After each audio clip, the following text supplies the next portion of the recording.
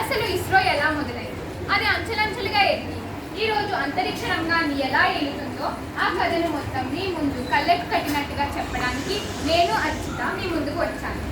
1920 నుండి మన దేశంలో అంతరిక్ష పరిశోధనలు మొదలయ్యాయి. వాటికి నాంది వేసిన వారు ఎస్కే మిత్రా, మేఘ్నాథ్ సహా మరియు సర్ సివి రామన్. కానీ మన దేశంలో అంతరిక్ష పరిశోధన సంస్థ మాత్రం ఇద్దరి చొరవ వల్ల ఏర్పడింది. వారే హోమీ జహంగీర్ బాబా మరియు విక్రమ్ సారాభాయ్. విక్రమ్ సారాభాయ్ భారతావనిని అంతరిక్ష రంగంలో ముందుకు తీసుకెళ్లాలనే కోరికతో అప్పటి ప్రధానమంత్రి అయిన నెహ్రూ గారిని అంతరిక్ష రంగంలో పెట్టుబడులు పెట్టవలసిందిగా ఒప్పించారు. వారి ప్రోత్సాహంతో 1962లో Indian National Committee for Space Research Organisation ఇన్కోస్పార్ను స్థాపించారు. విక్రమ్ సారాభాయ్ చొరవతో మొదటి లాంచింగ్ ప్రోగ్రామ్ ప్రాజెక్ట్ భారతావనికి రష్యా అందించింది. అది తన రాకెట్ నాచి అపర్చిని గగనతలానికి చేర్చవలసిందిగా కోరింది. కానీ అప్పటికి మన దేశంలో రాకెట్ లాంచింగ్ స్టేషన్ లేదు. దాన్ని ఏర్పాటు చేసే క్రమంలో విక్రమ్ సారాభాయ్ కేరళ చేరారు. కేరళలోని తుంబా అనే గ్రామంలో ఒక మేరీమాత చర్చ్ వద్ద విక్రమ్ సారాభాయ్ మ్యాగ్నెటిక్ కాంపస్ ఏ దిశను చూపించదు. అంటే దానికి అర్థం ఆ స్థానం భూమధ్య రేఖ కక్షపై ఉంది. ఆ స్థానం రాకెట్ లాంచింగ్కి అనువుగా ఉంటుంది. ఎందుకో తెలుసా? అక్కడ గురుత్వాకర్షణ శక్తి తక్కువ కాబట్టి రాకెట్ యొక్క వేగం ఎక్కువగా ఉంటుంది. ఆ స్థలం రాకెట్ లాంచింగ్కి అనువుగా ఉంటుందని నిర్ధారించుకొని ఆ మేరీమాత చర్చ్ను తమకు అమ్మవలసిందిగా విక్రమ్ సారాభాయ్ తన ప్రసంగంలో ఇలా అన్నారు: బిడ్డలారా, మన మధ్య ఇప్పుడు ఎంతో ప్రసిద్ధి చెందిన అంతరిక్ష శాస్త్రజ్ఞులు ఉన్నారు. వారు తమ పరిశోధన నిమిత్తం మన ప్రార్థనా స్థలాన్ని మరియు మన గ్రామాన్ని కోరుతున్నారు.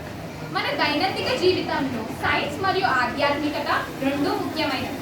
సైన్స్ మన జీవితాన్ని సుఖమయం చేస్తే ఆధ్యాత్మిక చింతన మన మనసును స్వచ్ఛంగా ఉంచుతుంది.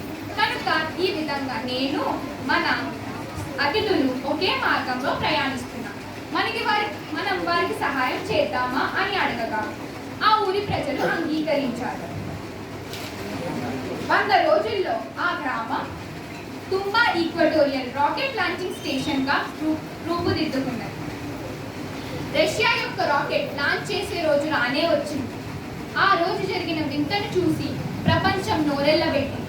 మన శాస్త్రజ్ఞులు రాకెట్ యొక్క భాగాలను సైకిళ్లపై తీసుకొచ్చి లాంచింగ్ పాడ్ పై అమర్చారు.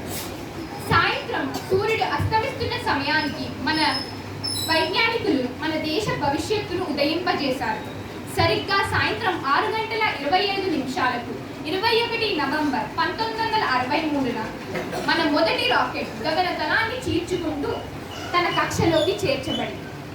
అంచెలంచెలుగా ఎదిగి ఇన్కోస్పార్ 1967లో ఇస్రోగా రూపాంతరం చెందింది. ఎన్నో విజయాలతో ప్రపంచాన్ని ఆశ్చర్యపరిచింది. చంద్రయాన్తో చంద్రునిపై నీటిని, మంగళయాన్తో మంగళ గ్రహంపై కాలు మోపిన మొదటి దేశంగా ఆదిత్యలోని ఆశ్చర్యాలను తెలుసుకునే పనిలో నిమగ్నమైంది. అయితే ఇన్ని విజయాలను సాధించిన ఇస్రో గత సంవత్సరం ఆగస్టు 23న చంద్రయాన్ను చంద్రుని దక్షిణ ధ్రువంపై విజయవంతంగా చేర్చింది. కనుక ఈ రోజును ప్రధానమంత్రి నరేంద్ర మోడీ గారు ఇస్రో డే మరియు నేషనల్ స్పేస్ డేగా ప్రకటించారు. విద్యార్థుల్లో అంతరిక్ష పరిశోధన పట్ల ఆసక్తిని పెంచాలనే ఉద్దేశంతో ఈ కార్యక్రమాన్ని మొదలుపెట్టారు. మీరు కూడా దీంతో ఇస్రో యొక్క మొదలు ఎలా అయిందో తెలుసుకున్నారని భావిస్తున్నాను. అందరికీ నేషనల్ సైన్స్ స్పేస్ డే శుభాకాంక్షలు. ధన్యవాదాలు.